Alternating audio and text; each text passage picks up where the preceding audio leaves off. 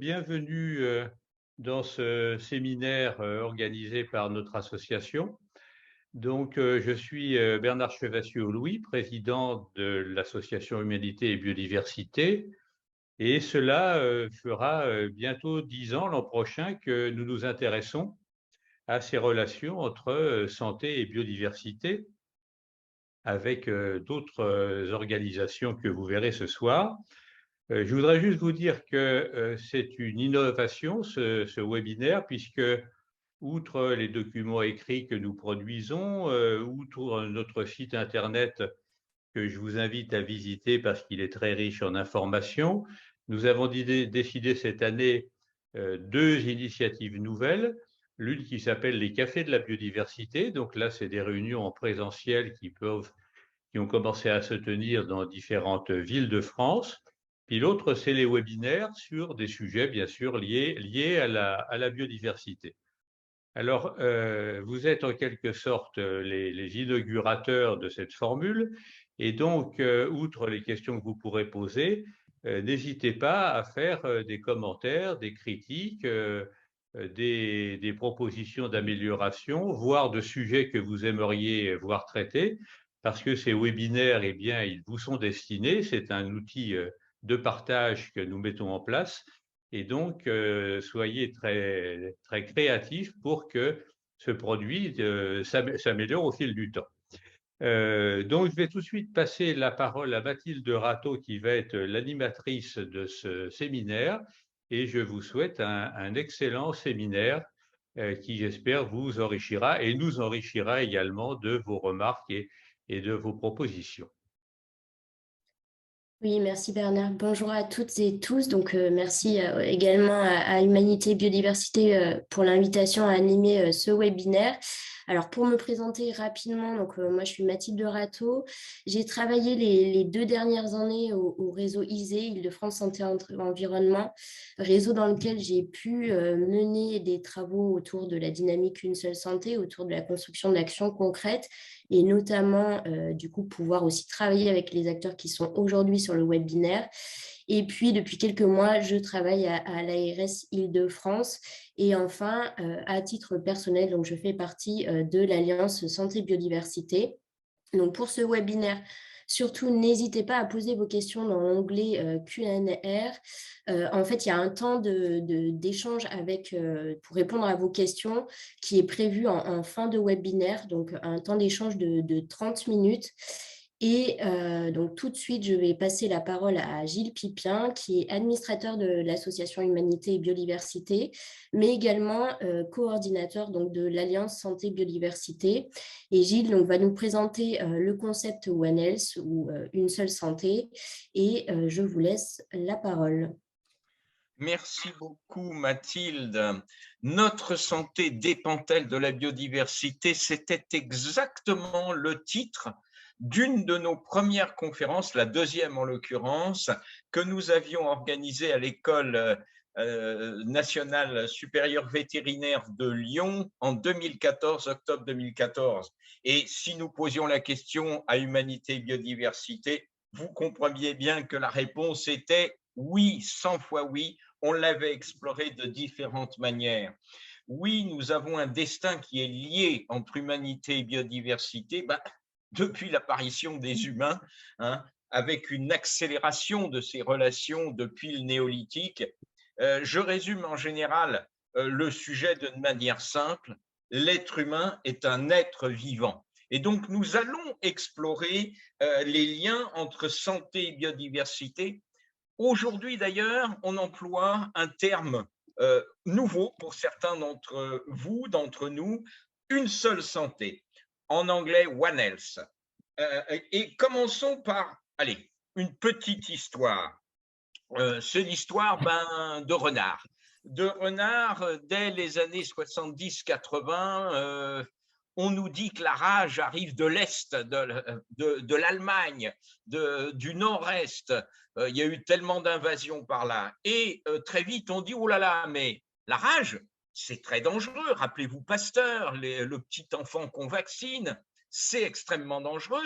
C'est une maladie qui passe de l'animal à l'homme, c'est ce qu'on appelle une zoonose. Réagissons, réagissons, et les préfets décident. Tuons les renards, ce sont eux qui, dans la faune sauvage, portent la rage. Il faut les tuer, éradiquons-les. Et il y a même mise en place d'une prime à la queue dans les directions de services vétérinaires. Ramenez votre queue, vous aurez une prime. Alors, on tue du renard, on tue du renard. Ben, la rage accélère, elle va même de plus en plus vite. Bon sang, mais pourquoi? C'est là où des vétérinaires et des écologues nous permettent de comprendre. Il faut d'abord remonter à ce qu'on appelle l'éthologie du renard. Le renard est un animal territorial. S'il est blessé, ben, ça veut dire que les voisins se disent chic et on vient à la bagarre. 4, 5 voisins, si vous n'en aviez qu'un qui avait la rage à la sortie, vous en avez 4 ou 5 qui se sont mordus. Il y a même une pratique spécifique des renards. Si un renard, vous arrivez à le tuer, mais au fond du terrier sans le récupérer, les voisins vont venir et ils vont vérifier qu'il est mort en le mordant. En clair, notre méthode n'était pas adaptée à la compréhension du fonctionnement écologique. La solution est venue 10 ans après de nos amis suisses qui se sont rappelés Pasteur, qui était dans le Jura, qui avait mis au point le vaccin contre la rage. Et ils ont mis du vaccin contre la rage dans des boulettes de viande qu'ils ont largement diffusées dans les campagnes, y compris par hélicoptère, et ils ont vacciné les renards, les blaireaux, les chiens errants, les lynx, en clair, tous les carnivores. La compréhension du fonctionnement de l'écosystème avait permis justement une meilleure réaction que la gestion de crise à toute allure. Donc, il nous faut donc aller plus loin. Mais il y a longtemps que dans l'histoire, des médecins ont pensé que effectivement l'environnement pouvait avoir un impact sur notre santé. Rappelez-vous, Hippocrate, 4 siècles avant notre ère, qui fait un traité des airs, des eaux et des lieux. J'ai parlé de Pasteur qui avait compris l'infiniment petit, les microbes, les unicellulaires, à la fois pour nous aider dans la fermentation, vous savez, du vin, à la fois pour comprendre comment la lutte pour la vie allait permettre justement des adaptations, et ce sera le vaccin, et il comprenait qu'il fallait faire attention aux microbes, avoir de l'hygiène. Voilà, en clair, la santé humaine, la santé animale, la santé végétale et le fonctionnement, certains disent la santé des écosystèmes, moi je dis des socio-écosystèmes, l'humain est sur Terre depuis le néolithique et donc a eu un lien, ces 4 santés sont liées et interdépendantes avec les aspects bénéfiques. Dans votre intestin, il y a un microbiote avec des bactéries qui vous aident à digérer. Ce sont des plantes comme la pervenche de Madagascar dont on peut tirer des médicaments. Ce sont la relation avec les espaces naturels qui sont bien agréables pour notre santé psychique. Ce sont tout ce qu'on appelle les services écosystémiques. Mais si on bousille tout ça, eh ben, c'est l'effet boomerang. L'un des plus beaux exemples que j'évoque régulièrement, c'est notre surconsommation d'antibiotiques qui vont se répandre dans la nature par nos urines, etc., et qui vont provoquer ce qui est assez classique, une réaction, c'est-à-dire que vous allez zigouiller avec les antibiotiques 99%, 99,99% des bactéries, mais le hasard de la reproduction a fait qu'il y en a une qui a un gène de résistance, vous la sélectionnez, elle va se reproduire et vous allez vous retrouver avec des bactéries antivirulentes. Mais pire que ça, ce que les scientifiques nous disent depuis une dizaine d'années, quand on utilise des biocides, des pesticides, des bactéricides, des fongicides, des herbicides, on provoque des résistances du même type, mais les bactéries ont des résistances, des gènes de résistance croisés, ce qui veut dire que non seulement elles vont être résistantes à tel pesticide, mais elles vont devenir résistantes aux antibiotiques. Et donc, vous voyez que l'antibiorésistance, qui est un problème de santé publique majeur, suppose qu'on comprenne le fonctionnement de la circulation de l'eau, de le développement des bactéries dans les sols, etc., pour essayer de lutter contre. Mais la première des choses, c'est d'arrêter d'agresser l'environnement. Il nous faut respecter la biodiversité pour qu'elle continue à nous rendre ses services. J'aurais pu vous parler des taux de leucémie qui sont 4 à 5 fois supérieurs chez les enfants de viticulteurs, tout simplement parce qu'il y a un usage exagéré de pesticides. Donc, il nous faut comprendre cette grande dynamique du vivant pour justement essayer d'en tirer des éléments pour notre santé. Voilà. Donc, je reviens à quelques éléments simples de définition pour que vous puissiez vous souvenir de ce dont on parle. Prenons tout simplement la charte de l'environnement. La charte de l'environnement, c'est chacun a droit à un environnement équilibré et respectueux de sa santé. Et puis, au niveau international, vous avez une définition maintenant de une seule santé. Oui, la santé humaine, la santé animale, la santé végétale et le fonctionnement des écosystèmes sont un et reliés. Voilà quelques éléments de définition rapide que vous retrouverez en partie dans le Code de la santé publique avec les plans nationaux santé-environnement, avec la notion d'hygiène et de salubrité, mais on ne prend pas assez en compte les bénéfices. Voilà, écoutez, ce rapide tour pour vous permettre de comprendre qu'effectivement, notre santé dépend de la biodiversité, mais ça veut surtout dire en termes d'action qu'il nous faut travailler sur plusieurs directions. D'abord, il nous faut mieux comprendre, mieux prévenir plutôt que guérir, mieux prévenir que guérir, l'enjeu de la prévention. Le deuxième aspect, vous l'avez compris, il faut des spécialistes de la médecine humaine, des spécialistes de la médecine vétérinaire, des spécialistes de l'agronomie, des spécialistes de l'écologie, de l'interdisciplinarité. Et enfin, je vous ai parlé de socio-écosystème. La problématique en Camargue n'est pas celle dans les Alpes ou dans le bassin minier. Il nous faut une approche dans chaque territoire. Voilà, si besoin, je vous raconterai plein d'autres petites histoires, mais voilà l'essentiel du concept une seule santé, santé humaine, santé animale, santé végétale, fonctionnement des écosystèmes sont un et reliés. Comprenons avant d'agir, prévenir plutôt que guérir et travaillons en interdisciplinaire. Et c'est ce que vous allez voir, nous avons des spécialistes de différentes santé autour de la table. Merci Gilles pour cette approche à la fois historique, concrète et puis technique aussi. Donc dans ce deuxième temps de webinaire, je vais vous proposer maintenant un temps de questions-réponses donc avec 3 intervenants. Donc tout d'abord, il y aura une prise de parole donc, de Jean-Yves Gauchot, qui est vétérinaire et président de la Fédération des syndicats vétérinaires de France. Ensuite, donc, Léonie Varobiev, qui elle est consultante en philosophie. Elle donne également des conférences et des formations en éthique, à la fois dans les entreprises, dans le secteur de la santé et du soin, en particulier vétérinaire. En parallèle, elle conduit un doctorat de philosophie sur le One Health et les évolutions du secteur vétérinaire au XXIe siècle. Et puis enfin, elle vient de fonder One Health Expertise, un cabinet de conseil et formation sur les liens entre santé et écologie pour les entreprises et collectivités. Et puis, en 3e prise de parole, on aura donc la parole de M. Lilian Le Goff, qui est médecin et membre de la FNE, donc France Nature Environnement. Donc tout de suite, je vais relayer quelques questions à Jean-Yves. Donc Jean-Yves, finalement, selon vous, quelle place occupent aujourd'hui les sciences vétérinaires dans la dynamique One Health ? Merci Mathilde pour ces questions. Bonsoir à tout le monde. Merci à Humanité et Biodiversité de m'inviter. Donc je suis effectivement vétérinaire praticien et président de la Fédération des syndicats vétérinaires. Alors, à cette question, quelle place pour les sciences vétérinaires dans la dynamique One Health ? Il y a 2 items pour moi. Le vivant est complexe et implique une approche transdisciplinaire, c'est le fondement des sciences vétérinaires. Ensuite, on peut dire que l'ensemble des écosystèmes sont liés, donc l'environnement, l'écosystème animal, élevage, l'animal sauvage, l'animal de compagnie, la médecine humaine. C'est ça les différents environnements. C'est donc une démarche en opposition avec l'approche cloisonnée dite en silo qu'a un peu évoqué Gilles Pipien.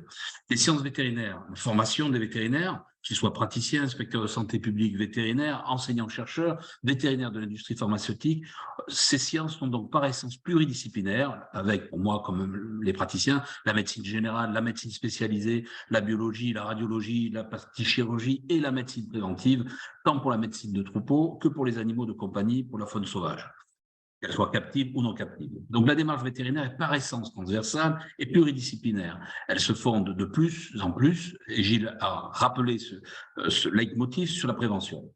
Le vétérinaire, c'est donc un passeur d'informations pour nous. L'information et l'appropriation du raisonnement une seule santé, ou One Health, est fondamentale selon nous, tant dans la formation initiale des médecins, des vétérinaires, des décideurs politiques et fonctionnaires, mais jusqu'au niveau citoyen. Et là, le praticien a un rôle essentiel.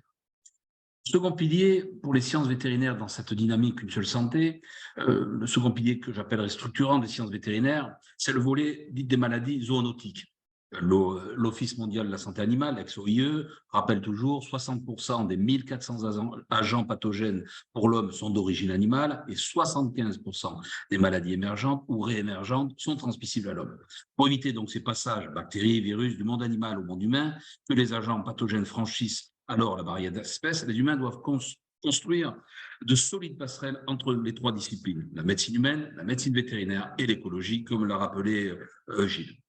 Rapidement, quelques exemples, les coronavirus, le Covid 2019, le MERS en 2012, plus en amont, le SARS 2003, d'autres zoonoses plus ou moins connues des professionnels. Les vétérinaires, on connaît ça, mais sans doute au moins les médecins, la leptospirose, la fièvre Q, la tularemie, la teigne, la pasteurellose, la psittacose, la maladie des pigeons, la maladie de Lyme, plus récemment la fièvre de Crimée, les hantavirus. Voilà. Et puis, il y a aussi les maladies d'origine alimentaire, les Escherichia coli et leur shigatoxine, la salmonellose, les campylobacter.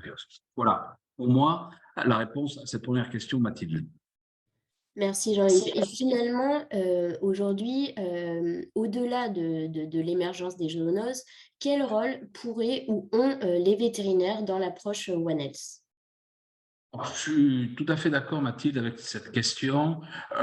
Effectivement, on a tendance, et nous-mêmes, c'est sans doute un petit défaut, enfin, ou une déformation professionnelle, j'allais dire, à s'enfermer dans les seules zoonoses. En fait, les sciences vétérinaires, dans cette approche pluridisciplinaire, une seule santé, apportent des éléments scientifiques et pratiques qui permettent d'analyser la complexité du vivant.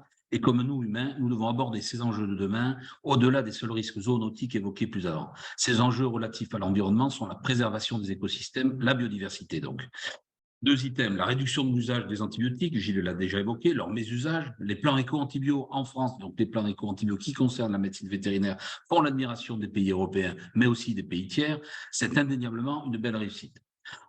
En effet, depuis leur découverte au début du XXe siècle, les antibiotiques ont transformé la médecine humaine comme animale en permettant de faire reculer de nombreuses maladies bactériennes. Mais leur utilisation s'est accompagnée de l'émergence de souches résistantes qui menacent leur efficacité. Pour freiner le grave risque que représente l'antibiorésistance pour la santé publique mondiale, certains pays ont pris des mesures drastiques, notamment en ce qui concerne les pratiques d'élevage. D'autres, au contraire, tardent à agir. En France et en Europe, je rappelle que les antibiotiques comme facteurs de croissance sont interdits depuis 2006.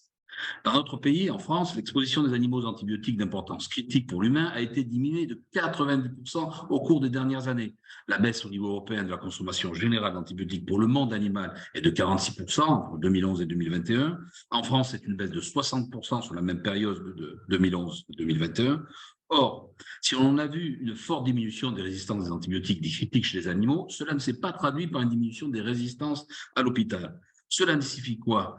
Que l'impact n'est pas nul, mais cela indique surtout que de nombreux facteurs sont à l'origine de l'émergence de résistance. Donc, l'approche décloisonnée du vivant est par essence forcément complexe.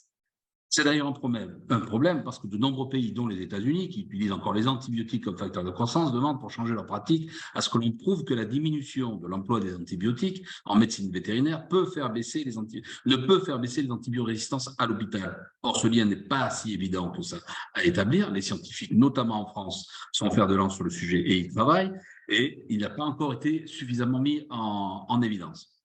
Il existe donc deux leviers principaux, à mon sens et à notre sens, la profession vétérinaire, pour diminuer l'antibiorésistance. Le premier, c'est évidemment utiliser moins d'antibiotiques. De façon intéressante, la diminution drastique de l'usage de certains antibiotiques en France n'a pas été associée à une augmentation de la mortalité dans les élevages. Ça signifie que beaucoup de ces usages étaient probablement superflus. Le second levier est de travailler sur des alternatives non médicamenteuses. De gros progrès ont été faits sur la zootechnie, la biosécurité, qui est un terme très à la mode, éviter que les microbes n'entrent dans les élevages, construire des circuits isolés, propres, sains et bien nourris. Dans les pays à faible revenu où le fardeau de l'antibiorésistance est très fort, comme en Asie du Sud-Est, en Inde, en Chine, on n'arrivera pas à résoudre le problème si on ne traite pas en même temps les questions liées à l'élevage lui-même. C'est notre approche française, voire européenne. Autrement dit, on ne pourra pas demander aux éleveurs d'arrêter les antibiotiques sans résoudre les problèmes de conduite d'élevage. La correcte rémunération des éleveurs est également donc un enjeu pour faire progresser les choses. L'alimentation n'est pas un bien de consommation classique. Le second volet, les enjeux une seule santé pour les vétérinaires, et à travers la défense de la biodiversité, c'est la transition des systèmes d'élevage et les enjeux environnementaux relatifs à la biodiversité, préservation des écosystèmes, les enjeux de changement climatique, le tout dans un cadre de souveraineté alimentaire. On entend souvent ce mot en ce moment. Je vais vous citer 2 exemples. Nous importons plus de 50% de notre viande de volaille. Un tiers des agriculteurs prennent leur retraite dans les 10 prochaines années. La moitié n'ont pas de successeur. Demain, ce sera sans doute moins d'élevage, mais mieux d'élevage. Pour une amélioration des conditions sanitaires, biosécurité, performance technico-économique des élevages, le vétérinaire permet une meilleure résilience climatique des élevages et moins de gaz à effet de serre. Parallèlement, le conseil vétérinaire permet de répondre aux attentes sociétales d'amélioration du bien-être animal, en lien d'ailleurs avec une meilleure estime de soi pour les éleveurs. Maîtrise raisonnée des médicaments à fort impact environnemental, comme les antiparasitaires. Ces conseils, le vétérinaire permet une diminution des usages et réduit de facto les impacts écotoxiques désormais scientifiquement établis. Par ces conseils alimentaires en lien avec de nouvelles ressources alimentaires promues par l'agroforesterie, arbres et fourrage de feuillus, pâturage sur des prairies permanentes ou semi-permanentes, le vétérinaire, par ces conseils, peut accompagner dans les transitions des systèmes d'élevage les éleveurs. Une petite anecdote matérialisant pour moi la complexité du vivant. C'est aussi un des messages à faire comprendre pourquoi les vétérinaires s'intéressent de près à ce genre de sujet. La nécessaire approche ONES et l'apport du vétérinaire, la combinaison de la réduction de l'usage des pesticides, glyphosate, et le stress climatique ont fait évoluer la phytosociologie des plantes, avec la réapparition dans certains champs d'adventices, les mauvaises herbes, qui sont désormais, on trouve des herbes toxiques, le datura, l'adonis, la férule, le sénesson, le cap, c'est le cas pour les équidés. Donc on voit bien que tout ça, c'est très complexe, c'est un petit peu l'histoire du renard et de sa vaccination qu'expliquait Gilles, et c'est cette approche-là qu'on veut promouvoir. Le dernier point dans les enjeux de biodiversité, c'est l'écologie et la gestion de la faune sauvage. Pour des sciences vétérinaires, dans les espèces susceptibles d'occasionner des dégâts, c'est un sujet de travail pour la commission de biodiversité de l'Académie vétérinaire en France pour poser les principes de l'évaluation et de la maîtrise des dommages causés par certaines populations d'animaux sauvages. Et l'exemple du renard et de sa vaccination était l'exemple frappant relaté par Gilles. L'idée est donc d'échapper aux généralités actives et aux postures sur une espèce à des échelles de temps et d'espace qui peuvent être inappropriées, nationales ou autres. Pour mettre les parties prenantes en mesure d'apprécier objectivement ce qu'il en est des réalités, scientifiques ou locales. Merci. Peut-être une dernière question. Tout à l'heure, vous parliez de décloisonnement, de thématiques qui finalement peuvent être communes aussi entre santé humaine, santé animale, comme par exemple l'antibiorésistance.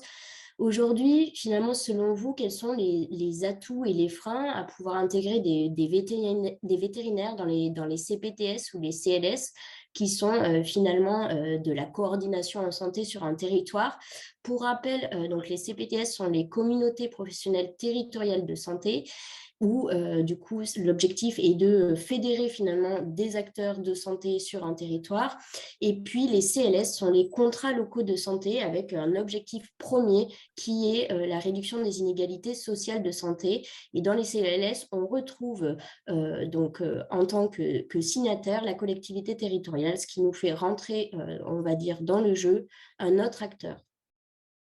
La question est vraiment politiquement, j'allais dire pour nous, en tout cas la profession vétérinaire, à l'agenda. Et je commencerai par une anecdote pour vous répondre, Mathilde.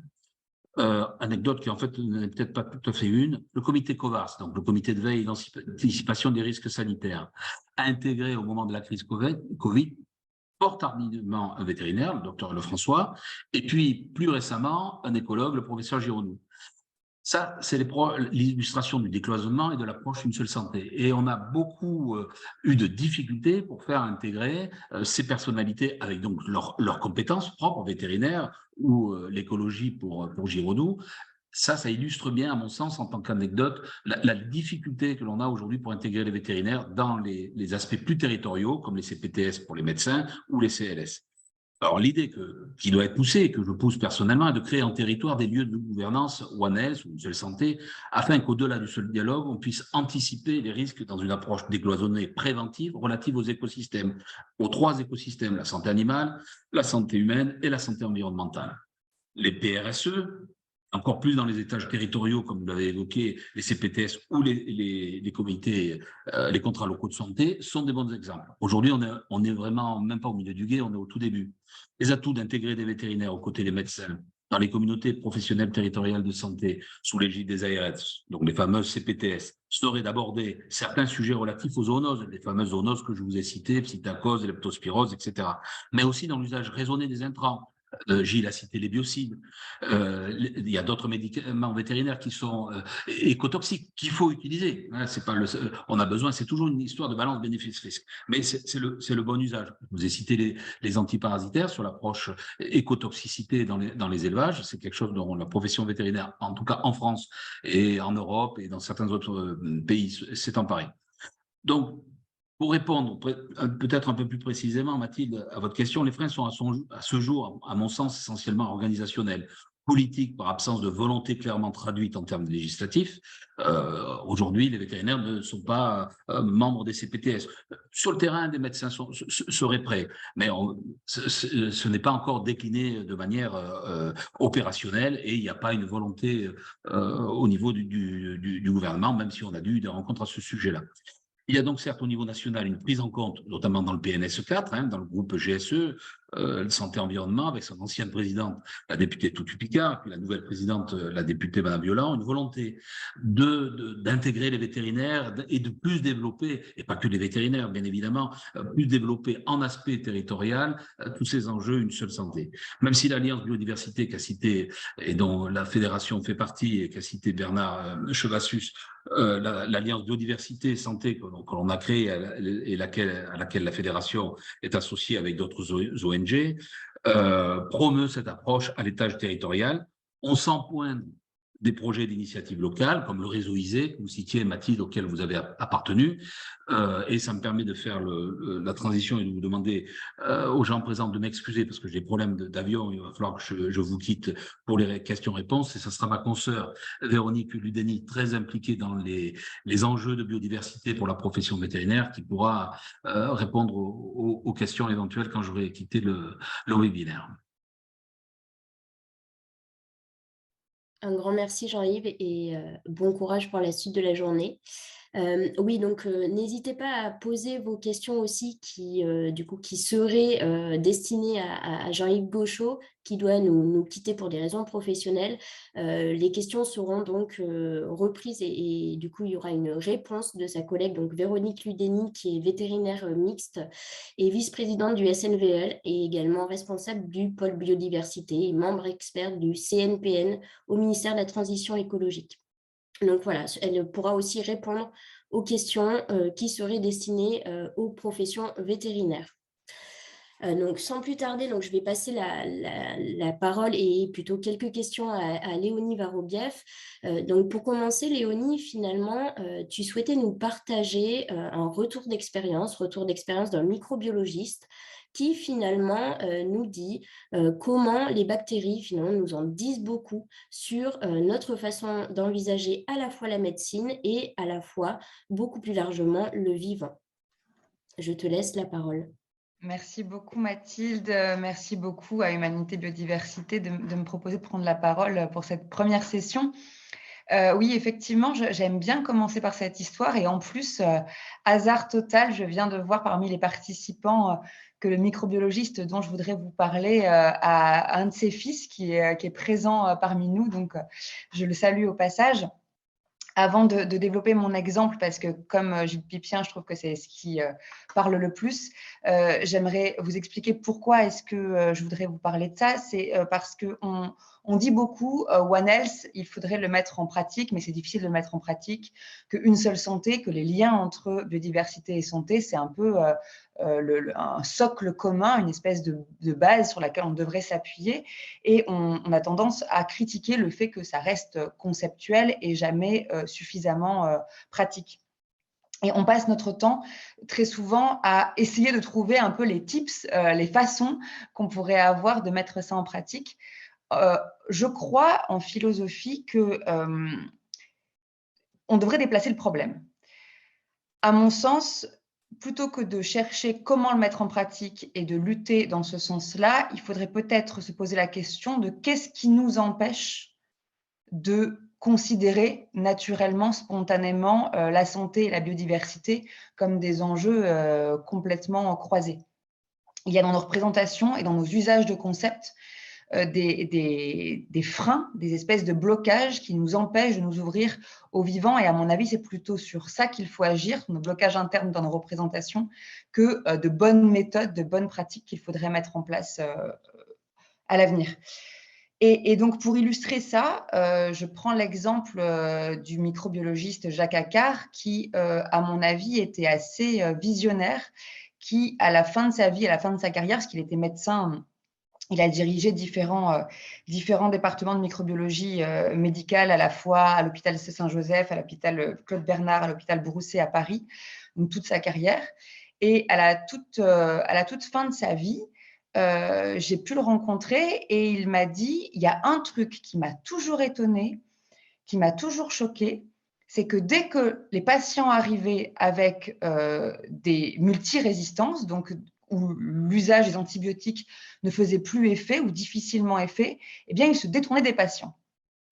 Et donc, lui me dit, mais comment se fait-il que des médecins passionnés par la résolution, la prise en charge des patients, puissent à ce point, quand un patient arrive, par exemple, avec une infection urinaire qui récidive, ça fait la 10e fois que le patient arrive, au bout d'un moment, les médecins disent, bon, ben, celui-là, moi, je ne peux plus m'en occuper, de toute façon, je n'ai pas de solution thérapeutique, je ne peux rien faire, et donc on va en rester un peu là.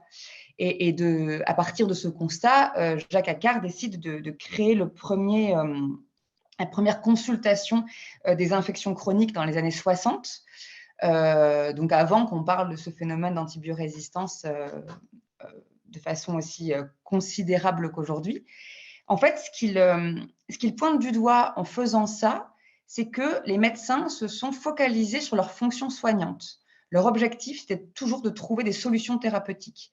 Si leur pouvoir thérapeutique est remis en cause, et donc leur objectif, soigner le patient, est remis en cause par la même, eh bien, ils ne se sentent plus utiles et donc ils se détournent du sujet. Or, le sujet, c'est les bactéries. Ce n'est pas tant le patient que comprendre le fonctionnement des bactéries, comprendre les mécanismes de résistance et pour cela, peut-être les observer pour elles-mêmes plutôt que de le voir qu'à travers le patient. Pour lui, c'était un des sujets principaux et en ne faisant pas cela, en ne s'intéressant pas spécialement aux bactéries et ceux des années 60, 70, 80, on a plutôt à la fin, dans les années 2000, on s'est intéressé aux usages que les humains, encore les humains, faisaient des antibiotiques et on s'est mis à culpabiliser tout le monde en disant les vétérinaires utilisent trop d'antibiotiques. Non, c'est les éleveurs qui demandent trop d'antibiotiques. Oh non, c'est les patients qui réclament trop d'antibiotiques aux médecins. Puis on a dit c'est les médecins qui finalement donnent trop d'antibiotiques aux patients. On a cherché partout des responsabilités plutôt que de s'intéresser à notre manque de curiosité à l'égard des bactéries depuis le départ. On a focalisé notre attention sur ce qu'on appelle la gestion antibiotic stewardship, qui guide les politiques publiques internationales sur le phénomène d'antibiorésistance. On s'est toujours intéressé à la partie gestion, à la partie comment est-ce qu'on va organiser les politiques publiques, plutôt que de s'intéresser à notre rapport au vivant et donc notre sensibilité à la vie écosystémique, donc à la vie bactérienne. Et pour finir là-dessus, je le cite, il disait une jolie phrase, « Mon aventure personnelle a consisté toute ma vie à rester ébloui ».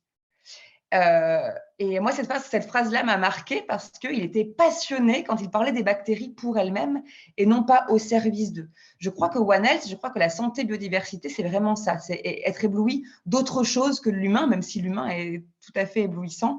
Et par conséquent, le mettre en pratique, c'est forcément étendre notre considération éthique, l'élargir. Et pour ça, pour pouvoir élargir notre considération éthique à autre chose que le vivant humain, eh bien, il va falloir, à mon avis, s'entendre d'abord sur pourquoi est-ce qu'on le fait. Pour l'instant, on ne débat jamais de la question de est-ce qu'on se place comme anthropocentré, écocentré, biocentré. On est tous d'accord sur le fait que la santé est une, qu'il va falloir la prendre en considération de façon globale, mais on ne s'entend pas sur les finalités et sur les finalités éthiques. Et à mon avis, c'est ça aussi qui empêche l'exécution, la mise en pratique de ce concept. Merci Léonie. C'est vrai que ça nous fait faire un pas de côté finalement sur nos automatismes de pensée, mais finalement aussi qui guident à la fois nos politiques et notre quotidien. Quel est ton regard, ton point de vue, à la fois de philosophe et de chercheuse, sur la place des vétérinaires dans la dynamique One Health? Alors, la place des vétérinaires, elle est, de toute façon, Jean-Yves vient de l'expliciter, elle est vraiment centrale pour quelque chose de très factuel, c'est que les vétérinaires sont au cœur des santé, puisqu'ils sont en interaction en permanence entre tous les vivants. Donc, ils ont la compétence sur l'animal, mais ils sont directement en lien avec leurs clients, donc les humains. Ils ont un rôle pour la santé publique qui est fondamental. Donc, sur ça, on est assez d'accord. Sur le fait qu'ils portent le concept une santé un peu plus fort que les autres, un peu plus à haute voix, un peu plus souvent et depuis plus longtemps. Ça aussi, je pense qu'on peut s'entendre là-dessus et que c'est important à valoriser. Mais une fois qu'on a dépassé le fait qu'on s'entend bien sur ces sujets, moi, il y a autre chose qui m'intéresse, c'est plutôt ce qui, encore une fois, est invisibilisé derrière, l'histoire des vétérinaires. Les vétérinaires, c'est une profession qui, au XVIIIe siècle, est née pour des raisons militaires, pour soigner les chevaux, parce que c'était intéressant de soigner les animaux de guerre, puis les animaux d'élevage, et puis on s'est intéressé aux autres animaux finalement que dans les années 60. Donc en fait, c'est une profession qui est profondément ancrée sur des intérêts de santé publique, donc pour l'humain, parce qu'on entend par santé publique à l'époque véritablement la santé humaine, et pour des raisons économiques, qu'elles soient militaires ou qu'elles soient agricoles. Donc, dès lors qu'on veut penser la santé comme une et que donc on veut étendre les considérations à autre chose que l'humain, prendre toutes les santé en commun, le vétérinaire, il se retrouve un petit peu tiraillé entre la fonction sociétale qu'on lui a donnée, cette fonction de soigner finalement les humains à travers sa compétence animale, et en même temps, la nouvelle exigence qui est de considérer les animaux pour eux-mêmes, ce qui arrive à partir des années 60 avec les animaux dits de compagnie, ce qu'on appelle la canine en secteur vétérinaire. Et donc, à mon sens, il s'agit, dès qu'on parle des vétos, à la fois, oui, de revaloriser leurs compétences, leurs capacités, parce qu'en plus, c'est des scientifiques extrêmement brillants du fait de la variété de ce qu'ils apprennent à l'école et de la variété de leurs connaissances sur le vivant. Je pense que revaloriser leurs compétences en tant qu'experts une seule santé, c'est extrêmement important. Mais derrière, à mon avis, le travail à fournir, il est plutôt sur comment est-ce que les vétérinaires se questionnent eux-mêmes sur leurs propres limites, leur propre façon d'avoir une vision finalement un petit peu limitée, une seule santé. Par exemple, leur positionnement éthique et politique est très flou. Quand on demande aux vétérinaires s'ils sont d'accord avec une seule santé, ils disent tous oui. Mais quand on leur demande finalement par rapport au... je ne sais pas, si on prend l'élevage industriel dont parlait Jean-Yves tout à l'heure, on sait les impacts écologiques, donc de santé, une seule santé, des élevages industriels. On voit les abattages massifs qui ont dû avoir lieu suite aux pandémies, que ce soit l'encéphalopathie spongiforme bovine, ce qu'on appelait vache folle, ou que ce soit le Covid. Enfin, peu importe, dans tous les cas, on a des grosses crises sanitaires dont les vétérinaires s'occupent. Et finalement, ils ne portent pas trop de jugement sur ces sujets-là. Je vois que Véronique va vouloir prendre la parole après. Ils ne portent pas trop de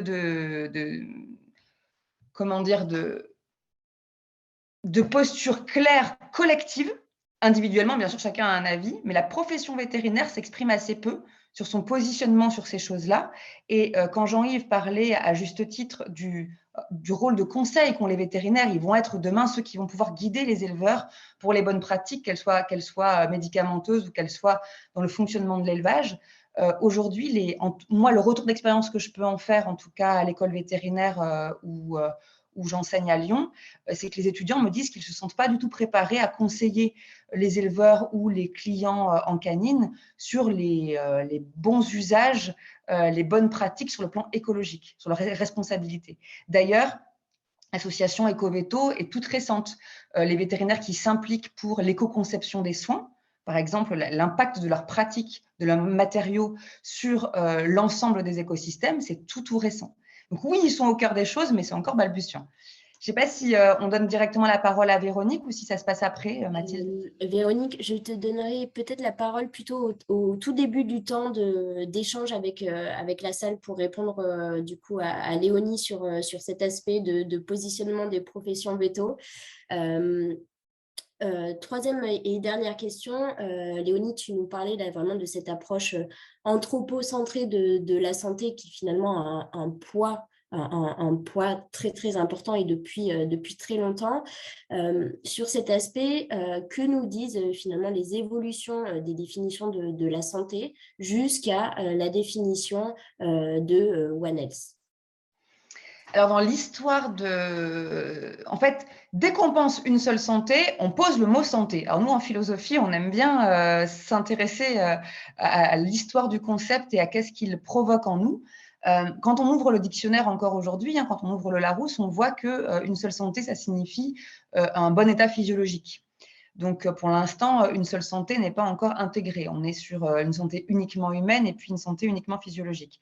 Depuis les années 40, en 46 ou 48, l'OMS, vous le savez à peu près toutes et tous, ont porté un élargissement de la santé humaine en disant c'est bien plus que simplement l'absence d'infirmité ou de maladie. La santé, c'est un bien-être total, complet, à la fois psychique, physique et social. Donc, on est assez content de cet élargissement, mais on oublie ce qui a suivi après ce concept-là, cette façon d'appréhender la santé. Et en philosophie, un médecin qui est aussi philosophe, qui s'appelle Georges Canguilhem, a écrit un ouvrage magnifique, Le normal et le pathologique, en 1966, dans lequel il redéfinit déjà le concept de santé. À ce moment-là, il commence à dire qu'il ne faut pas prendre la santé comme une norme. Autrement dit, on n'est pas en santé quand on est dans la norme statistique. C'est-à-dire qu'une bonne santé, elle dépend de comment moi je me perçois, comment est-ce que je me sens en santé. Et si je ressens que je suis en bonne santé et que je vis bien, finalement, ce n'est pas à autrui de définir si je suis malade ou pas, puisque c'est l'altération de mes normes de vie, de mes possibilités d'exister qui vont faire de moi quelqu'un de malade, c'est-à-dire quelqu'un qui est réduit dans ses possibilités d'existence, ou au contraire quelqu'un qui est épanoui et qui vit bien. Donc, il va développer cette idée-là et nous pousser à dire que être en santé, c'est finalement tolérer les infractions à notre propre milieu.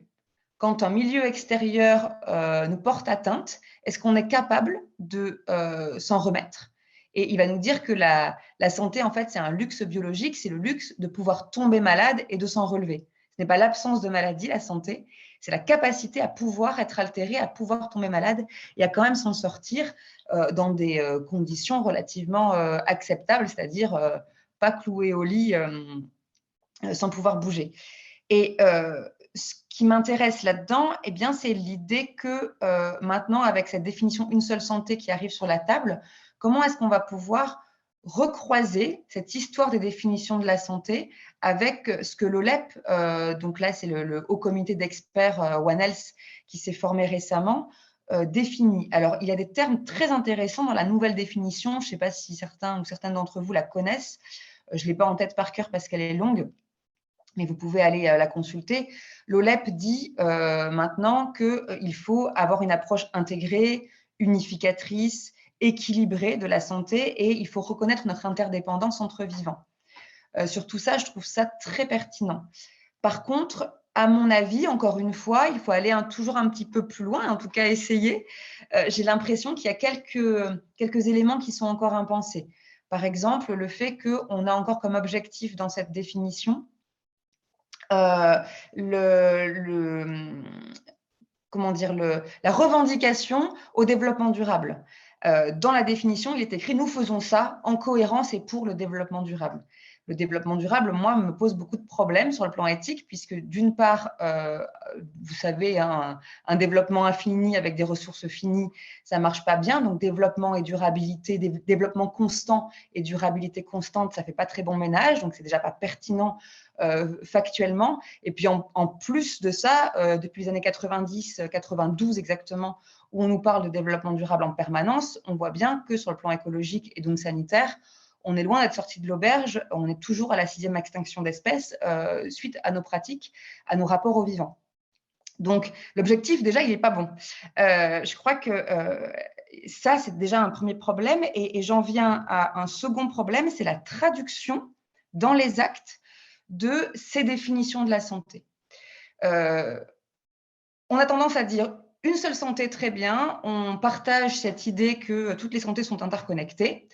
Et derrière, qu'est-ce qu'on fait? Eh bien, on dit très souvent dans le milieu vétérinaire, beaucoup, dans le milieu médical en général, on dit qu'il faut eh bien, beaucoup plus maîtriser les maladies et pour ça, il faut mieux les surveiller et il faut mieux les prévenir. Alors, je suis tout à fait d'accord sur le fait qu'il faut de la surveillance, il faut veiller, peut-être même plus que surveiller. À mon avis, ce n'est pas du tout la même posture d'être en veille sanitaire que d'être en surveillance avec une posture de domination. Mais ça, c'est peut-être un plus petit détail. La question de la prévention, elle est extrêmement importante parce qu'il s'agit de penser en amont, mais elle pose un problème. Ce problème, à mon avis, il se situe dans le fait qu'on considère en utilisant le mot prévention que les risques sont déjà présents, déjà avérés, et donc on se prépare, on se prémunit de quelque chose qui va déjà nous tomber dessus, donc des prochaines épidémies, je ne sais pas, la prévention dans l'alimentation, la prévention dans le tabagisme, on en discutait avec Gilles il n'y a pas longtemps, la prévention des zoonoses, etc. Et notre action, du coup, va porter sur comment se protéger, comment se fermer, comment s'intéresser aux sentinelles entre les vivants pour essayer de se prémunir. Or, en faisant ça, ce qui est très important et très bien, eh bien on oublie d'être en action, d'être au-devant du risque, plutôt que simplement dans une posture de protection. Et donc, à mon avis, la prévention, oui, mais peut-être que la prévention, elle doit aussi porter sur nos actions plutôt que sur les maladies. Ce n'est pas la même posture de dire je préviens les maladies émergentes, j'agis pour les maladies émergentes, ou je préviens les mauvais comportements, les rapports aux vivants qui posent problème pour les questions écologiques, les conséquences écologiques qu'ils comportent. Je vois des messages de Gilles en même temps qui apparaissent, mais du coup, je vais laisser la parole simplement pour vraiment clore mon propos. Je crois qu'à travers ce que nous disait Canguilhem, il y a des choses à récupérer. Il y a des philosophes comme Virginie Maris qui l'emploient assez bien en disant que l'enjeu, c'est plutôt de vivre avec que de vivre contre. Et que pour ça, il faut commencer par repenser notre rapport à la nature en n'utilisant même plus le terme de nature comme un lieu, mais plutôt comme une communauté. Et qu'il s'agit donc pour nous, quand il s'agit de prévenir, non pas de lutter contre des maladies émergentes ou des maladies existantes, mais plutôt d'être dans une autorégulation, une autolimitation de notre rapport à l'espace, et de ce qu'on appelle réensauvager le monde, souvent en philosophie, mais en gros de laisser vivre, de laisser des espaces pour que les autres puissent vivre. C'est d'ailleurs ce que Patrick Giraudoux, qui a été cité tout à l'heure, appelle de ses voeux aussi, en disant laissons de l'espace pour les vivants, parce qu'un espace résilient, c'est un espace où il y a de la diversité, et si on continue d'être partout tout le temps, nous les humains, on empêche la dilution naturelle des maladies. Donc, plutôt que de les prévenir, occupons-nous de nous en aller. Plutôt que d'être dans l'action, occupons-nous d'être dans l'inaction, c'est-à-dire de fuir certains espaces, de les laisser enfin tranquilles. Voilà, si vous avez des questions, après, on pourra en discuter. Je laisse la parole. Merci Léonie. C'est vrai que ce regard philosophique, finalement, nous est important. Ça nous permet de repenser aussi finalement notre façon de penser, et on peut se dire que les vétérinaires sont humains comme nous, donc on peut être aussi les mêmes automatismes, et que les freins au changement sont forts. Bien sûr, c'est pas quelque chose qui est à charge. Non, c'est pas du tout parce que voilà, je pense qu'on peut se mettre tous dans le même panier et à part égale. Troisième et dernière prise de parole, donc Lilian Le Goff, qui, lui, va nous faire une présentation sous forme de PowerPoint, donc il n'y aura pas de questions-réponses. Monsieur Le Goff, je vous laisse la parole. Je vais remettre mon micro, voilà. Bonjour ou rebonjour et merci à Humanité Biodiversité pour ce webinaire parce que c'est l'occasion d'entrer en échange et à l'écoute de Jean-Yves et de Léonie, j'ai déjà plusieurs questions à leur poser également. Donc, on m'avait demandé en fait de faire un topo sur les relations entre biodiversité et santé, et je commencerai par un témoignage personnel. Donc, je fais partie de France Nature Environnement, qui est une fédération, une association qui fédère des milliers d'associations de nature et d'environnement en France. Donc, être au plus près des territoires, pour nous, ça a du sens et ça parle au tout premier degré.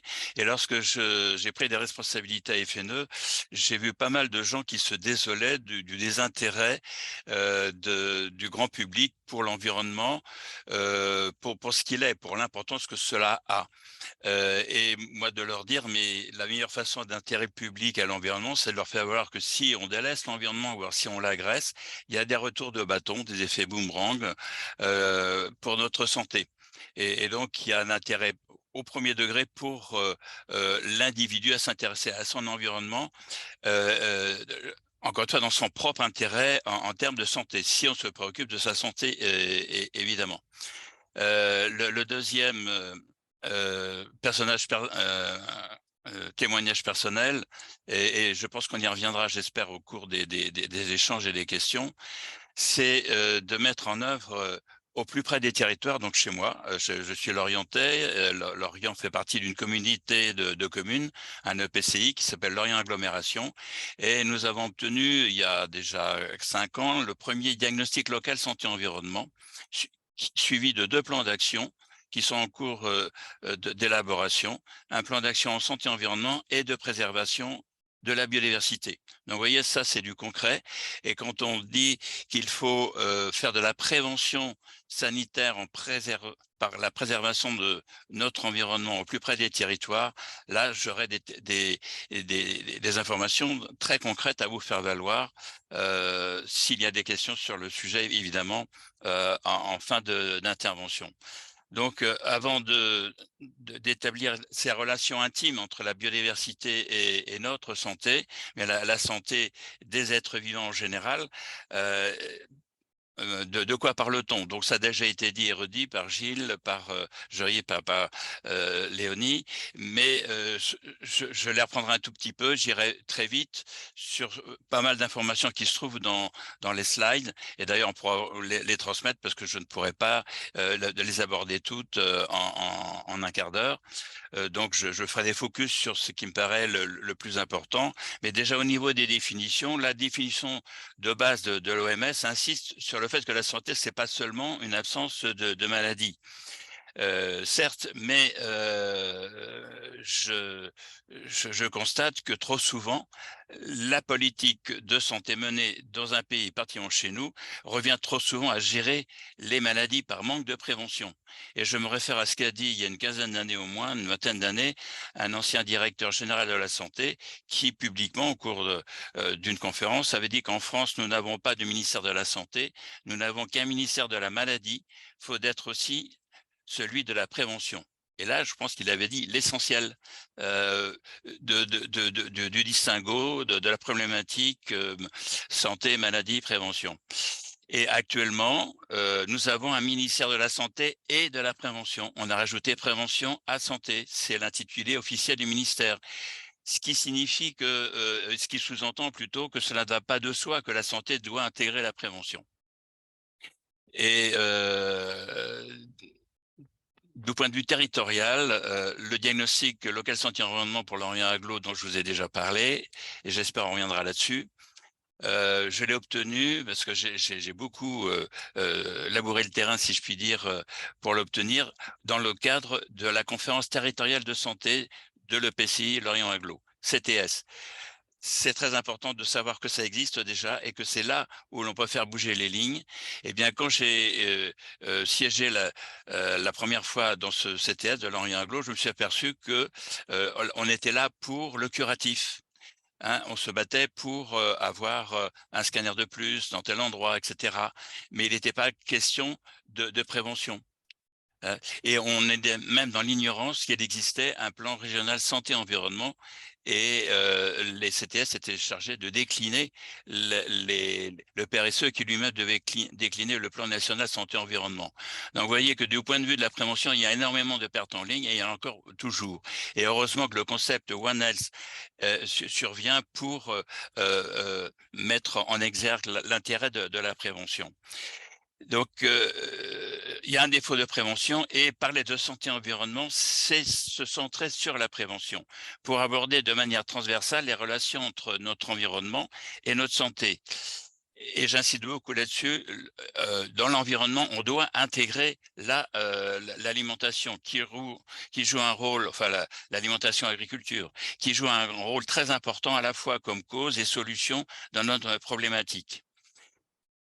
Et particulièrement parce que les solutions passent par l'individuel. Hein. On n'est pas condamné à subir, on peut améliorer les choses par son comportement journalier et on mange en moyenne 3 fois par jour. Et ceci doit avoir des implications à la fois stratégiques et structurelles, tant au niveau national, et Gilles l'a un peu évoqué en introduction, en termes d'interministérialité, d'interdisciplinarité, de gouvernance, de formation et de compétences. Et on revient peut-être sur le problème des compétences des collectivités locales pour pouvoir agir. Et très souvent, ils n'ont pas les compétences pour pouvoir agir. Justement, c'est ça l'un des gros problèmes qu'il faut lever.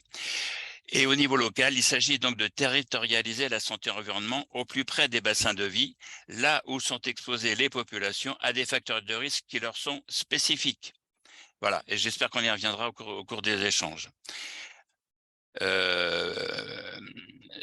Alors, l'ensemble de ce que je viens de vous dire, déjà, là, il y a déjà beaucoup. Hein, c'est déjà assez lourd de sens et d'implications pratico-pratiques, mais l'ensemble reste à mettre en œuvre. Et cela renvoie à notre conférence nationale du 17 mars 2021 avec son cahier de préconisation qui a été adressé à 6 ministères. Ces démarches de prévention sanitaire, pas la préservation de l'environnement, pour moi, c'est la définition de la santé environnement et confortée maintenant par le concept international de One Health. Donc, j'ai une définition, enfin, j'ai résumé les textes que l'on peut voir qui sont plus ou moins longs sur le sujet par ces quelques phrases qui me semblent résumer l'essentiel en termes d'implication. C'est en fait penser l'écologie de la santé par la reconnaissance formelle de l'interdépendance, ça c'est le mot-clé, de la santé des êtres humains, des animaux sauvages et domestiqués, des végétaux, avec la préservation des écosystèmes, de la biodiversité et du climat. Et par conséquent, impérieuse nécessité de préserver le bon état de chacun de ces éléments afin de sauvegarder un environnement propice à la vie sous toutes ses formes et au bien-être. Et il est grand temps de passer à l'action. Rappelons que dès le 5e siècle avant Jésus-Christ, le philosophe grec Héraclite professait déjà que la santé de l'homme est le reflet de la santé de la terre. Donc en fait, avec One Health, on redécouvre ce qui déjà était compris, hein, en tout cas par les sages. Et si on ne continue d'aller à l'opposé de ce que qu'a préconisé le sommet de la Terre avec le développement durable, et je suis comme Léonie, je n'aime pas du tout ce terme de durable, mais enfin le concept quand même aller dans le bon sens, eh bien on est puni par des effets boomerang de type épidémique, phénomènes climatiques extrêmes qui sont de plus en plus intenses et fréquents. Et puis, je terminerai donc l'intervention en disant quelques mots des microbiotes, car ils sont vraiment au cœur de cette santé globale que l'on qualifie de One Health, une seule santé. Donc là, je passerai très rapidement sur la santé de la Terre, ensuite je passerai sur le bilan de la santé humaine pour parler des microbiotes. Donc, je passe très vite parce que le temps nous est compté. Donc, ça fait plus d'une 50 d'années une cinquantaine d'années qu'on a déjà lancé des cris d'alerte pour dire qu'il faut changer. On ne peut pas continuer comme ça, sinon on va dans le mur. Ça remonte au Club de Rome, 1972, halte à la croissance. Dans un monde fini, on peut exploiter, polluer et consommer toujours plus. Donc 20 ans après, il y a eu le sommet de la Terre avec le développement durable. En fait, là, il y a une supercherie sémantique, Léonie. Hein, je pense que vous serez d'accord. On a traduit sustainable, soutenable, par durable. Ça n'a rien à voir. Dans soutenable, il y a une composante éthique qui disparaît totalement avec durable. Et c'est pas le fruit du hasard, parce que durable, c'est un mot qui est facilement récupérable, qui ne fait pas du durable. Et pour beaucoup, développement durable, ça signifie pourvu que ça dure. Hein, et ça dure dans le mauvais sens. Hein. On le voit à chaque bilan que dressent les spécialistes de la biodiversité, l'IPBES, l'UICN ou le GIEC pour le climat. Donc là, vous allez un peu vite. Hein, vous revenez un peu en arrière pour les slides. Donc voilà, vous avez ici certains chiffres, j'ai retenu les plus récents et les plus évocateurs concernant la dégradation et de la biodiversité et du climat. Le taux de disparition des espèces est multiplié par un taux de 100 à 1000 par rapport au temps géologique. C'est pourquoi on parle de 6e extinction en cours, hein, elle n'est pas encore réalisée, mais au train on y va. C'est ce qui aura lieu. Et d'ailleurs, l'IPBES et l'UICN nous disent que si on continue comme ça, dans les prochaines décennies, c'est 1 million des espèces connues, parce qu'il y en a beaucoup qu'on ne connaît pas, qui auront disparu. Quant aux gaz à effet de serre, on dit que le GIEC, dans son rapport de 2022, qui était vraiment un rapport choc, nous dit qu'au-delà de 2 degrés d'augmentation des températures du globe par rapport au début de l'ère industrielle, on ne pourra plus s'adapter. Or, actuellement, le ministère de la Transition écologique et de la cohésion des territoires nous parle de mettre en œuvre des mesures pour s'adapter à 4 degrés. Alors là, on pourrait y revenir, parce que quand on parle de réchauffement d'1 degré, 1,5 degré, 2 degrés, il s'agit d'un réchauffement global, planétaire, qui inclut les océans. Or, les océans se réchauffent moins vite, mais ils se réchauffent quand même que les continents. Et au niveau terrestre, 1 degré 5 correspond, je crois, à 2 degrés 8. Non, actuellement, on est à plus 1 degré 8 en France au niveau continental, quoi. Hein, alors qu'on est proche de 1 degré 5 de réchauffement global. Bon. Mais je vais faire une parenthèse parce que pour mieux revenir à la biodiversité, mais les 2 atteintes portées à la biodiversité ont des applications pour le climat. Hein, et inversement, les dérèglements climatiques, le réchauffement climatique est un des éléments qui affectent aussi la biodiversité. Donc, concernant les causes, on les connaît. Là-dedans, il y a beaucoup en relation avec l'agriculture, les déforestations qui sont grandement liées aussi à l'agriculture, la surexploitation des ressources. Et pour les milieux marins, la surpêche est l'essentiel des facteurs qui affectent la biodiversité, les espèces invasives, le climat. Et j'insiste beaucoup sur cette notion, la sélection des espèces, que ce soit dans le règne animal ou végétal. Ça réduit la diversité génétique et donc les capacités d'adaptation et de défense des espèces. Ça, c'est un élément très, très important qui est sous-estimé, en tout cas, dont on ne parle pas suffisamment. Et là, effectivement, le monde vétérinaire a un rôle très important à jouer pour éviter qu'on continue de sélectionner davantage des espèces uniquement pour une question de rendement. Hein. Donc, les conséquences majeures sont de ces atteintes portées à la biodiversité, portent à la fois pour le climat, les ressources alimentaires, bien sûr, et médicinales, et donc la santé humaine. Concernant les gaz à effet de serre anthropiques, donc je passe certains éléments du bilan pour insister sur le rôle majeur de l'agroalimentaire, car s'il en effectue un bilan cohérent, j'insiste sur le mot cohérent, du bilan des gaz à effet de serre, eh bien, c'est notre assiette quotidienne qui est le poste numéro 1, qui apparaît comme être le poste majeur en termes de gaz à effet de serre du bilan carbone. Le RAC et l'ADEME l'ont chiffré déjà depuis quelque temps à 36%. Bon, car il faut considérer dans ce bilan non seulement la manière de produire à manger, mais la manière de se comporter vis-à-vis de l'alimentation. Donc, j'y reviendrai dans quelques instants. Ça renvoie au déséquilibre majeur qui sévit depuis l'après-guerre en termes d'apport en protéines. On a privilégié à outrance l'apport en protéines végétales, animales, au détriment des protéines végétales. Et ça a énormément de conséquences pour la biodiversité, le climat et notre santé, et pour l'économie aussi d'ailleurs. Hein.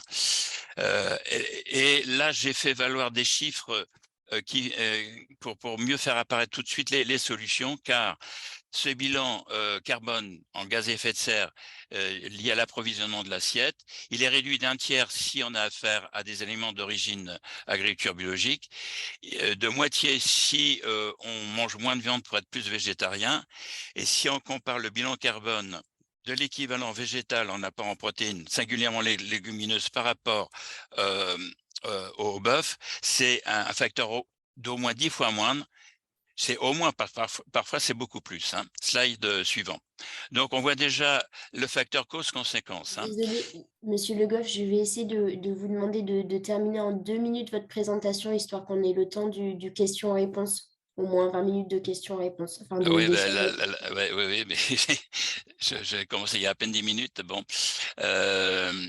Alors, le bilan de la santé humaine, le bilan stricto sensu en termes de bilan, il se caractérise par le fait que les principaux fléaux de santé publique sont en constante augmentation, avec parfois des inversions. Le cancer est devenu le facteur létal numéro 1 devant les maladies cardiovasculaires et frappe les sujets de plus en plus jeunes.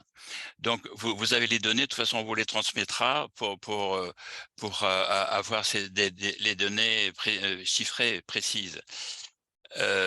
J'insiste sur l'atteinte à la fertilité. Là, littéralement, en tant qu'espèce, on continue consciencieusement, si je puis dire, de scier la branche sur laquelle on est assis. Hein, puisque depuis l'an 2000, on sait que le taux spermatique, le déclin spermatique est de 50% durant les 50 dernières années, de 1950 à 2000. Et ça continue. Hein. Les derniers bilans vont aussi dans le sens de l'aggravation, comme pour la biodiversité et le climat. C'est en moyenne 20% des couples européens actuellement qui consultent pour des problèmes d'infertilité. Et ça, c'est lié à beaucoup de facteurs, et principalement à l'alimentation et à la pollution par les pesticides et les perturbateurs endocriniens, dans laquelle il y a les microplastiques. J'y reviendrai tout petit peu tout à l'heure. Avant de passer au microbiote, j'insiste beaucoup sur la notion d'inégalité en santé-environnement. Les populations les plus précaires sont les plus exposées aux risques environnementaux et les méfaits des risques environnementaux sont plus marqués chez eux, chez les gens en précarité sociale et socio-économique, pour une même exposition. Ça tient à plusieurs facteurs d'éducation, de moyens pour accéder à des solutions et à l'information. Lilian, je m'excuse, cette pauvre Mathilde n'ose plus te dire que ton temps est largement dépassé, avec mes excuses. Non, j'ai pas dépassé mon quart d'heure, je suis désolé. Auparavant, on a beaucoup dépassé le quart d'heure. Bah oui. Non, mais non, j'en reviens au microbiote. Bah oui. Bon, slide suivant, s'il vous plaît. La suivante, parce que ça, j'en ai parlé des risques hein, au fur et à mesure de l'exposé. Ça, c'est fondamental, hein, parce que se priver de ça, bon, c'est ne pas comprendre en quoi, où résident les fondamentaux des relations biodiversité, santé. Les microbiotes, donc c'est ce que je les qualifie de microbiodiversité. On sait qu'on a affaire à une 6e extension en masse, mais pour ce qui est visible, pour la macrobiodiversité. Les dommages pour la microbiodiversité existent aussi, mais on a beaucoup moins de données là-dessus. Or, cette association de micro-organismes qui fonctionne en symbiose avec l'environnement, c'est le fondement même du fonctionnement en continuum et qui conditionne l'interdépendance entre santé de l'homme, de l'animal et du végétal et des sols. Voilà. Donc, okay. Vous avez les chiffres. Écoute, Lilian, je m'excuse, mais il faut vraiment qu'on arrête là. Est-ce que tu as un mot de conclusion avec mes excuses? Le mot de conclusion, c'est que Oui, mais alors, le slide suivant, voilà. Concernant notre intérêt premier, qui est encore important pour motiver le public à s'intéresser, à protéger l'environnement, c'est de protéger son microbiote. Okay, et ce faisant, on favorisera aussi le microbiote de la racine des plantes, des sols et des animaux, en n'ayant plus affaire à de la viande d'origine de l'élevage intensif, mais venant de prairies bocagères, hein, qui sont extrêmement importantes aussi pour préserver la biodiversité. Bon, donc on n'est pas. Écoute, Non, un grand merci, Lilian. Merci. Merci, Non, mais la monsieur. prévention. Ah non, mais j'allais venir. Merci, c'est gentil à toi. Non, On va essayer de passer tout de suite au temps de répondre sur les questions avec la salle. Et pour ce temps, je vais repasser la parole donc à Lila de l'association Humanité et Biodiversité. Et je vous remercie toutes et tous. Oui, bonjour. Alors, on va avoir un petit quart d'heure de temps d'échange. Donc, n'hésitez pas à poser les questions dans le chat et je vais relayer vos questions à la personne concernée. Alors peut-être Lila, pour commencer ce temps-là, donner la parole à Véronique Ludeni pour qu'elle réponde rapidement à Léonie sur le positionnement des professions vétérinaires. Véronique, je te laisse la parole. Merci Véronique. Mathilde, vous m'entendez? Oui, très Vous bien. m'entendez? Très bien, voilà. Merci à vous tous. Oui, on est tous très passionnés, donc c'est compliqué, mais je vais essayer d'être didactique et rapide. Je pense que la majorité des vétérinaires sont des naturalistes et que la plupart des humains sont persuadés de nos jours, médecins ou écologues, qu'il faut préserver justement son environnement. Et peut-être qu'on réalise ça parce qu'on a peur. Sur l'image des vétérinaires, je pense qu'en effet, peut-être l'implication n'était pas peut-être assez bien portée par la profession, mais parce que la limite, pour l'instant, elle est politique et elle est financière. Et il y a cette dépendance de notre profession au ministère de l'Agriculture. Et en fait, on a dû protéger en fait la souveraineté alimentaire. On était là pour soigner les troupeaux d'abord avec de la médecine collective. On est passé de la médecine collective à la médecine individuelle. Et c'est peut-être pour ça qu'on porte bien le One Health, parce que justement, on a cette vue d'ensemble de collectivité. En même temps, on a des missions qui sont mal définies. J'en profite parce que s'il y a des gens de l'INRA, du ministère de la Santé, de l'écologie, de l'environnement, et on a encore ces pensées en silo, on n'est pas reconnus comme des professionnels de santé, mais comme des professions de service. Néanmoins, on est tous impliqués dans des gardes, des médecines, de la chirurgie, et en fait, on est surtout impliqués dans ce qu'on est connu en fait du grand public pour la qualité du lait, de la viande et des filières. Et en fait, depuis quasiment presque 20 ans, moi je fais aussi partie d'Ecoveto, on travaille justement sur moins de vermifugation, rotation des pâtures, des choses qui étaient faites en fait avant, lorsqu'il y avait moins de moyens, plus de pauvreté, plus de résilience en fait parce qu'on ne pouvait pas faire autrement. Et tout ça pour dire que la conduite de changement, elle doit se faire en effet sur l'ensemble des pôles de formation médicale, qu'elles soient, mais même les dentistes, les sages-femmes, les médecins, les vétérinaires. Il y a eu des vérités éditées. On nous a dit qu'en post-guerre, la vérité, c'était la modernité et le fait d'assainir. Et en voulant faire propre, on a justement tué cette biodiversité qui était autour de nous. Donc, nous, là, on essaye justement de réfléchir à moins, par exemple, des fois, on est montré du doigt par rapport aux antibiotiques. Jean-Yves en a parlé, on en utilise moins, mais surtout utiliser aussi moins de biocides, moins de vermifuges. On fait des coprologies. On essaye de discuter justement avec nos collègues médecins. On se rend compte aussi que les liens ne sont pas toujours bien faits. Il y a l'exemple là de la poule avec la dioxine. On a été étonné de ne pas être contacté, nous vétérinaires, sur ces aspects One Health, parce que justement, on essaye de faire comprendre aussi aux gens qui ont des poules dans leur jardin, ça dépend des endroits où ils habitent et ce qu'ils vont leur donner à manger, il peut y avoir des résidus, il y a toute cette filière alimentaire à réfléchir. Et en fait, l'autre problème aussi, c'est comme pour tout, c'est comment faire pour être un prescripteur sans être dépendant du lobby du médicament, et on s'y emploie. Il faut aussi que tous dans nos écoles, dans les universités, dans les écoles nationales vétérinaires, dans les universités, il y ait des formations initiales basées justement sur la protection de la biodiversité, parce qu'après, on peut parler microbiote, coexistence, faune sauvage, mais il faut d'abord impliquer les gens pour qu'ils y trouvent une qualité de vie, qu'ils soient rassurés par rapport à la manière d'être. Il faut aussi peut-être faire l'éloge de la lenteur. Voilà. Nous, en tant que vétérinaires, on est souvent vus maintenant comme des justement prescripteurs en canine. Et la canine dans le One Health, c'est peut-être la santé mentale. Et lorsqu'on soigne des vaches comme je le fais, ou des porcs ou des volailles, on est là justement pour avoir une santé alimentaire. Peu de gens connaissent le plan national d'alimentation. Et dans ce plan national d'alimentation, on veut mettre de plus en plus d'écologie. Et vraiment, on y tient. Et je te rassure, Léonie, hein, je pense que la majorité des vétos ont justement cette fibre naturaliste. Et on voit au pôle biodiversité chaque année à la VAC, on a plus de 250 personnes qui participent. On a beaucoup de jeunes lorsqu'on fait des conférences qui sont là. Et tout le monde a envie de plus d'écologie parce qu'on s'est rendu compte que la résilience en santé, elle était compliquée, que le fait de faire de l'hygiène, c'est très producteur de bilan carbone, qu'une plaquette de médicaments, un Doliprane, quand on regarde en fait son bilan carbone, c'est catastrophique. Que si on fait plus de santé mentale parce qu'on a un animal de compagnie, peut-être on utilisera moins de Prozac. Si on achète de la viande, souvent on monte les vaches du doigt. Ça me gêne un peu, je pense qu'il faut manger peu de viande, mais de bonne qualité, et parce qu'il y a eu ce dernier rapport dernièrement.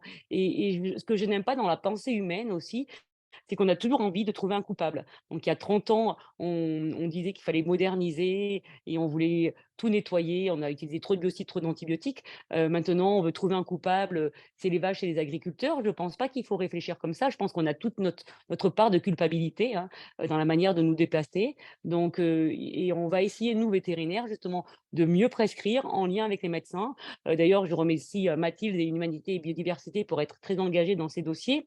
Et en fait, on se rend compte, nous, on a tous lu les rapports IPBES, GIEC, mais les actions concrètes et impliquantes, elles sont difficiles à mettre sur le terrain. On le voit avec la difficulté du CPTS et du CLS en mettre en lien déjà médecins, vétérinaires, sauf s'il y a un lien d'amitié. Donc, moi, je préconise des actions concrètes sur le terrain, tant pour des corridors biologiques pour la faune sauvage, que des meilleures prescriptions de médecine humaine et vétérinaire, que de réfléchir également l'hygiène peut-être différemment, faire plus de prévention santé mentale et santé alimentaire. Et là, on a ce lien justement de l'écologie, du vétérinaire et du médecin. Voilà, je m'arrêterai là parce que je pourrais aussi en faire un. Véronique. Voilà. Merci Merci beaucoup, à vous. Véronique. On va prendre maintenant une question de Monsieur Jean-Pierre Bompard, qui est pour Léonie Varobiev. Qu'est-ce qu'une société sans malade, Léonie? Pardon, j'avais pas mon micro allumé. J'ai pas bien compris la question. Qu'est-ce qu'une société sans malade? Oui. Alors, je ne crois pas avoir dit cette phrase, mais si la question vient de lui-même directement, si je reprends les définitions philosophiques de Canguilhem, justement, ça ne peut pas exister, puisque en fait, la maladie fait nécessairement partie de la vie, et que précisément, selon cette définition, la santé, c'est arriver à se relever de ce qui nous altère. Donc, on ne peut pas envisager une société sans maladie, et elle fait partie intégrante des choses qu'on doit prendre en considération. Du coup, je ne sais pas qu'est-ce qu'il y a derrière cette question. Je ne sais pas s'il veut préciser. C'est sûrement même pas souhaitable, une société sans maladie. Et c'est la question du rapport au risque qui se pose aujourd'hui, où on a du mal à supporter les risques sanitaires, et on est devenu très, très sensible à ça. Je vais prendre la question de Marie-Anne Menot. Le monde agricole s'intéresse-t-il vraiment à la biodiversité des espèces animales et végétales? Peut-être que Véronique, tu souhaiterais répondre à cette question. Tu veux bien la répéter? J'ai pas bien entendu. Oui, bien sûr. Le monde agricole s'intéresse-t-il vraiment à la biodiversité des espèces animales et végétales? Alors, pas tout le monde agricole, c'est évident, malheureusement, hein, parce qu'il y a encore des mondes très productivistes, mais la majorité des éleveurs, en tout cas dans des territoires ancrés, vraiment dans des corridors biologiques où il y a beaucoup justement de biodiversité, et les éleveurs se rendent compte qu'en utilisant moins de produits, ils ont de meilleures productions à terme et qu'ils vont faire des économies. Et c'est là que je parle d'implication, c'est-à-dire que l'implication, pour arriver à faire les choses bien, il faut aussi conserver sa qualité de vie. Et ça, c'est compliqué. C'est qu'on parle en ce moment là, avec le Shift Project de prendre moins l'avion, voilà. Et ben, l'éleveur, quand il a une bonne productivité, comment il va faire pour faire une transition sans produits biocides agressifs? Et en fait, il se pose la question, et heureusement que les jeunes générations prennent ce pas-là. Moi, je le vois dans mes éleveurs, j'ai à peu près 200 éleveurs. Je pense que sur 200 éleveurs, en tout cas, je suis dans le parc national du Mercantour, peut-être parce qu'on est dans un parc national qui est une zone sanctuaire avec des chartes, ben, la majorité des éleveurs essayent de rentrer dans une démarche qui n'est pas toujours bio, mais qui est une démarche, on va dire, éco-responsable. Et je pense que par peur, malheureusement, ou par raison économique, la profession agricole s'engage peu à peu. C'est compliqué, hein, comme je le disais tout à l'heure, il y a des lobbies d'entrants, mais voilà. Et là, je crois à la pédagogie, au rôle des instituteurs, des professeurs, des profs de biologie, des philosophes, de toute la société, pour en fait mettre une sorte de pression positive et d'entraîner dans une écologie vertueuse avec du sens pour faire changer ça peu à peu. Et en fait, on se rend compte que ce sera la société civile, par sa consommation, qui va choisir. Et nous, on essaye de travailler justement pour des labels et de la traçabilité, et aussi même de la taxation de produits de mauvaise qualité et détaxer les produits de bonne qualité. En tout cas, on essaye de travailler là-dessus au niveau vétérinaire.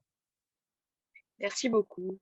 Alors, je vais prendre une dernière question, destinée cette fois à Lilian Le Goff, qui, je me permets de dire, a plein de compliments pour sa superbe présentation, qui vous sera évidemment envoyée par la suite.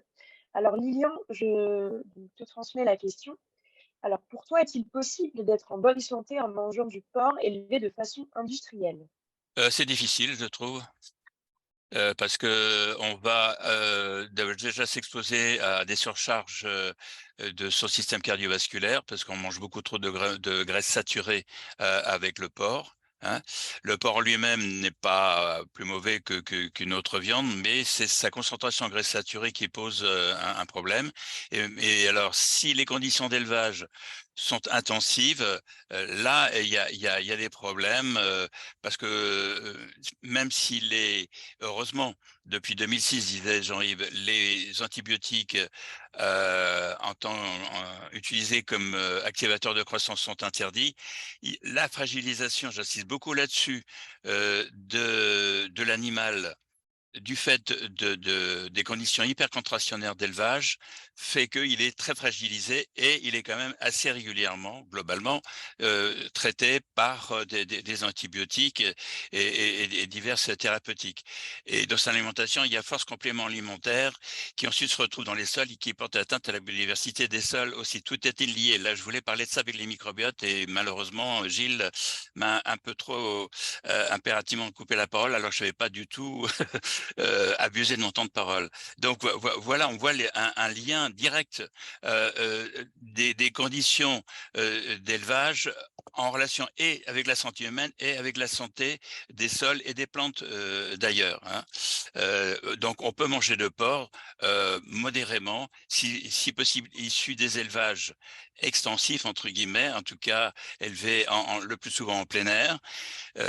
Tout en vous parlant, il me revient le titre d'un article très intéressant que j'ai gardé dans mes tablettes et que j'avais transmis à Science et Vie d'ailleurs à l'époque, issu du Porc Magazine, ça existe, hein, donc revue spécialisée pour l'élevage des porcs, qui disait l'élevage, le virus ou le microbe fait peu, c'est l'élevage qui fait tout.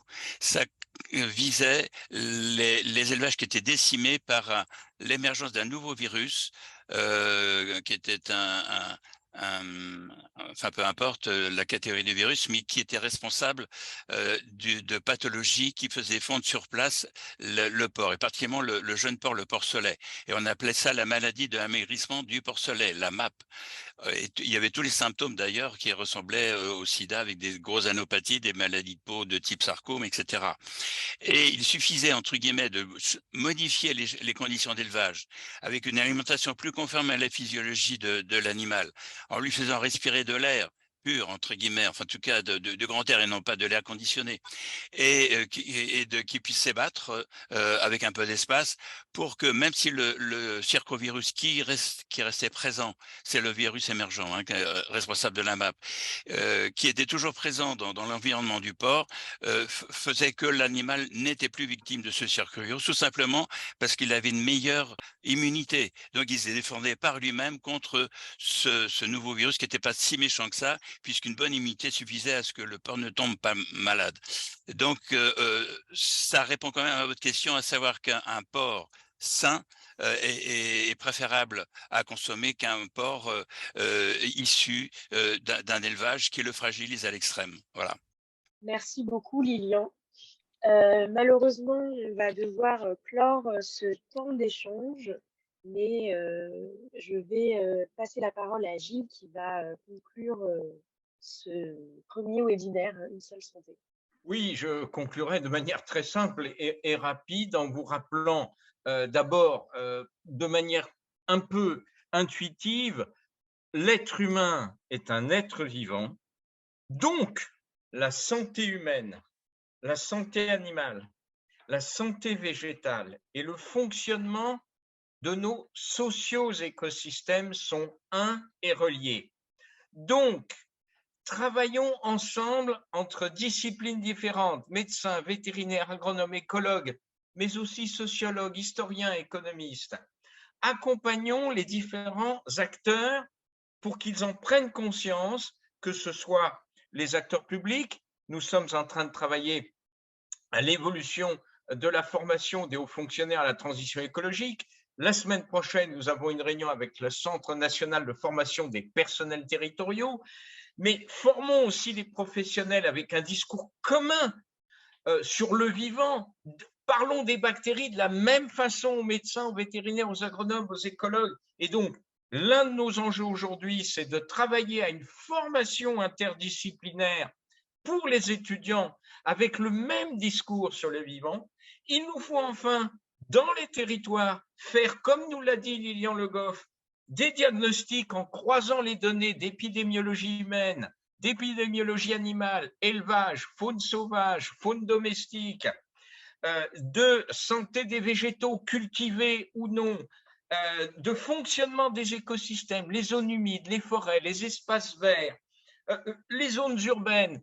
Essayons de manière interdisciplinaire de faire un diagnostic et comme nous l'a dit Lilian Le Goff encore une fois, travaillons en amont, non pas sur les soins, n'attendons pas la crise, nous a dit Léonie, ne nous occupons pas de préparer la crise, mais concrètement, on regarde ces indicateurs, de ces alertes des données que nous aurons croisées, du diagnostic qu'on aura fait, quelles sont les actions en amont sur notre environnement, sur notre alimentation, sur notre agriculture, sur nos modes de transport, etc. Travaillons en amont tous ensemble pour effectivement permettre, non pas de ne pas tomber malade, on tombera malade de toute façon, mais au moins améliorer le bien-être global de nous-mêmes, des animaux, etc. Voilà, donc une seule santé, c'est tout simplement mieux vivre tous ensemble, mais il faut pour cela avoir des données scientifiques qu'on croise, être formé à avoir ce regard interdisciplinaire, et en fait, le seul message, il est bien là. Comprenons que nous faisons partie du vivant, que le vivant maintenant dépend de nous par nos actions et que si nous voulons, comme le dit mon maître Hubert Reeves, il nous dit cette chose simple, Hubert Reeves, qui est président d'honneur d'Humanité et Biodiversité. Nous menons la guerre aux vivants. Si nous la gagnons, nous aurons perdu. Alors ne menons pas la guerre aux vivants. Merci Gilles. Et j'en profite pour les participants restants pour vous dire que si vous avez aimé ce webinaire, n'hésitez pas à participer au Café Débat qui aura lieu le 3 juillet à la recyclerie. On va encore aborder des questions très complexes et interdisciplinaires sur la question du statut des animaux sauvages. Sont-ils des êtres sensibles? Faut-il reconsidérer notre rapport à la nature? Donc voilà, on nous attend nombreux le 3 juillet de 18h30 à 20h à la recyclerie. Merci beaucoup.